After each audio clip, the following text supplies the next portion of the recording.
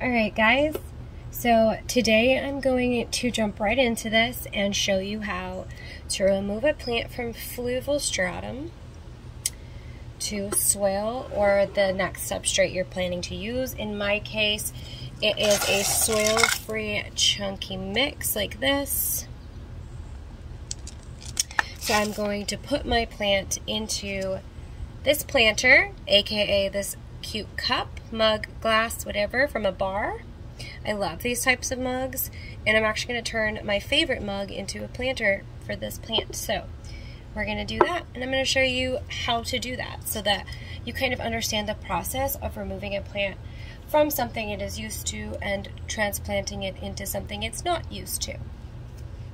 Okay, so talking about my mix first off, I have a mixture that is made up of bark, perlite, akadame, I think that's how you say it, cocoa chips, rice hull. I also have zeolite and a lava rock in here.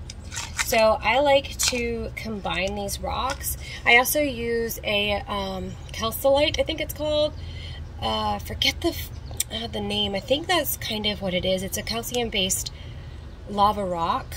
I don't quote me on that, but it's a combo I get from the store, and I'll link the store below because they have these beautiful clean products that I like to use in my mixes of stone rocks, mainly for bonsai, but I use bonsai mixes in my zero soil substrates.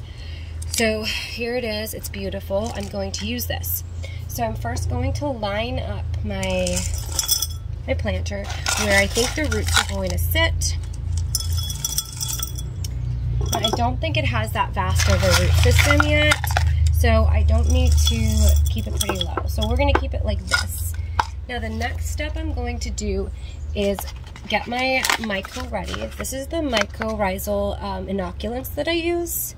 It's called Dino Myco. I've had this. It's $18 and I've used it for like ever. So it's lasted me quite a while.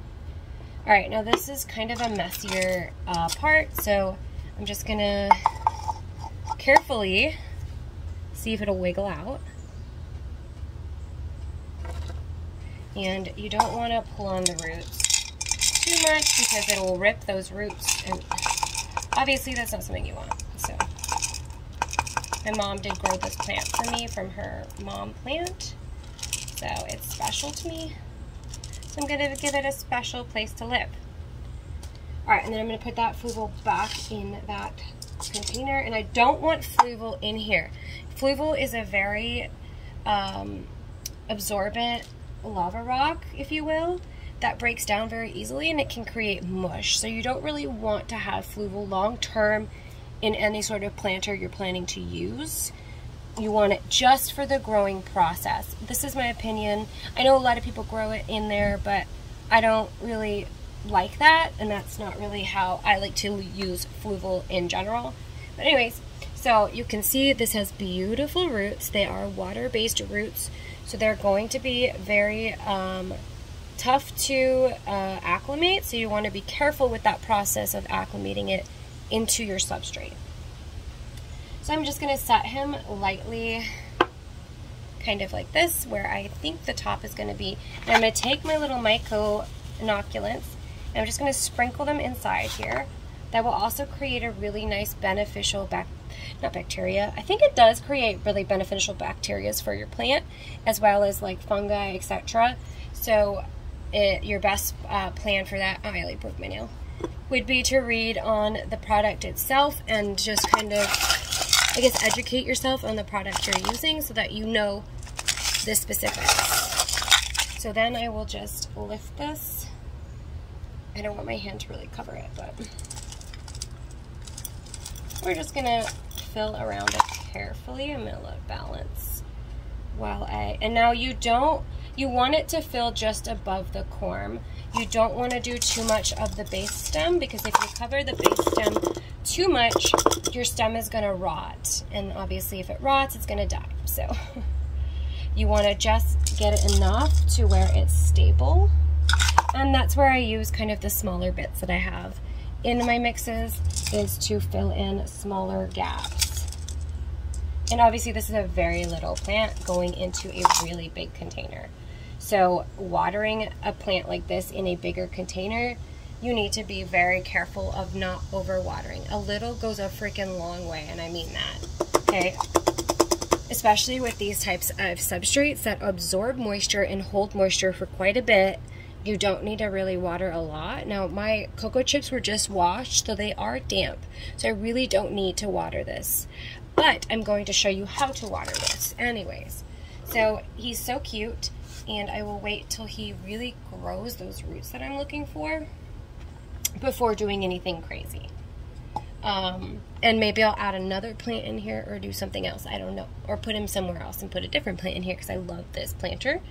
But he's so cute, and I did want to show you the process of removing a plant from Fluval into a substrate. Now, it would be the same with soil, except you would water a little bit more, but also not too much.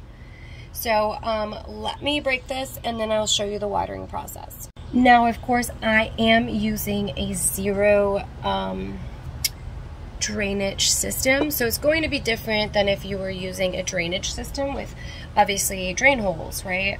You can probably give it a little bit more because it's going to come right on out, but you don't want to flush it too much because this will still absorb water quite a bit, and it will wick its way through this system because every substrate in this container wicks. It can wick things and hold things, especially these rocks. They're very porous, and they do hold moisture for quite a bit, and they do break down after time, but it's slow. Lava rock will break down, has very good beneficial natural nutrients, but after a while it will break down.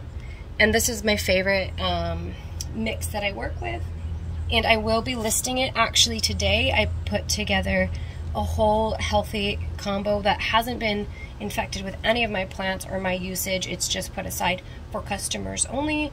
So if you're interested, this will be up today, or you can wait to see how this plant does. That's up to you. I have others. I just posted a video the other day of all of my plants that are in zero drainage and in the substrates that I use all those plants in. So go ahead and check that out.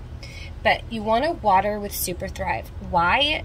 Because this is basically a transitional beneficial aid for plants that are going through a change. So it gives it vitamins and things that it needs to help it process its acclimation and its change into this new environment that you're now creating. So this is a very, very useful aid when you're doing that. I put mine in this little like dropper. I think it was a bath bomb maker thing, and it's got this little, because you only need one drop, you don't need a lot. So I just use like this little dropper, and I will drop it into some fresh water, which I will tap quick. And anyway, never, never, never use tap water. I can't stress that enough. Okay, there's so much in tap water that your plants don't need to be going through.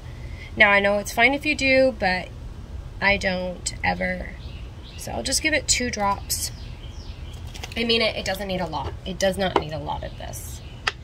It is fine just like that. And you'll see I'm gonna barely water it here. So because those cocoa chips are wet, I'm just gonna make sure the top is getting some water. Turn around, and there. So you can see it's draining all the way to the bottom already.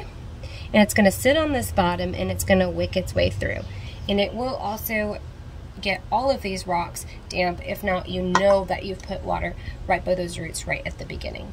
So he's not going to be looking for too much water because those substrates, it's now heavy. The substrate has absorbed that water, and now it's moist. So it doesn't need any more than that. And that was a teeny tiny amount. So I'll just do a teeny tiny bit more in this corner, and just let it do its job. And yeah, I mean, I just really love working with substrates like this. I think it's the best way visually that I like, and I love my mix too. It's very pretty, and it works very well. I love it. So again, if you're interested in this specific mix that I make, I do use really, really good products, and I stress that, and I spend way too much on my substrates because I'm crazy about that, but I do obviously love the end result and it's worth it to me. So if it's something you're interested in, I will upload that soon here, and then you can go ahead and purchase them for yourself. I will try. I just need to figure out my ounce to price spreadsheet and just kind of figure out what I want to list it for. But yeah, if you have any questions about how I do this, or something that's just on your mind about why it works or how to combat drainage, all of that, just let me know and I can answer your questions. But yeah, this is a great way to transplant a plant that has been in a watered environment into a passive hydro setup, which is a very close to a water system, but not really. It just stays a very good, consistent moist kind of level that your plant really, really thrives in. So again, thank you for watching, and hopefully this was helpful, and I will come back with another video about, I haven't decided yet. I think I'm going to show my outside of my garden and kind of talk about my outdoor plants a little bit, but I will decide later on that one. Thanks for watching, guys, and don't forget to check out Etsy.